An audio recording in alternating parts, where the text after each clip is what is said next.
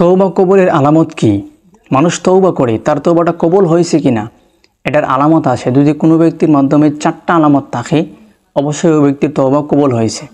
1 নম্বরে হচ্ছে অসৎ লোকের সঙ্গ ত্যাগ করে সৎ লোকের সঙ্গ লাভ করা, অর্থাৎ সে পাপ করার সময় যে অসৎ লোকের সঙ্গ দিয়েছিল সেই সঙ্গ ত্যাগ করে নেক লোক যারা অর্থাৎ ভালো মানুষ যারা তাদের সঙ্গ লাভ করা।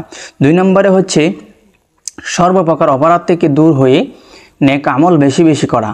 তারপরে 3 নম্বরে হচ্ছে মন থেকে দুনিয়াবি লোভ লালসা, দুনিয়াবি আরাম আয়েশ হাসি তামাশা দূর করে আখিরাতের কথা চিন্তা করা।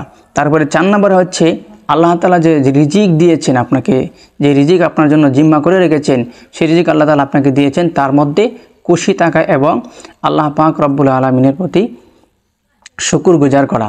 তো এই কথাটা কেন লাস্টে কিন্তু একটা খুবই গুরুত্বপূর্ণ কথা।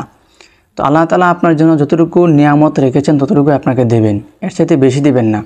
তার জন্য আল্লাহ পাক রব্বুল আলামিনের প্রতি আপনাকে খুশি থাকতে হবে, বেরাস হলে হবে না। অনেক মানুষ এরকম আছে যারা আল্লাহ তাআলাকে গালিগালাজ করে, আল্লাহ তাআলার প্রতি অসন্তুষ্ট। দেখবেন অনেক গরিব মানুষ আছে তারা বলে যে আল্লাহ শুধু আমাকেই দেখে, আর কাউকে দেখে না, তাকে দেখে না, ওকে দেখে না, ওরকম অনেক কথা বলে। ওরকম কথা কখনোই বলা যাবে না। যদি আপনি বলেন তাহলে আপনি একজন অকৃতজ্ঞ বলে গণ্য হবেন।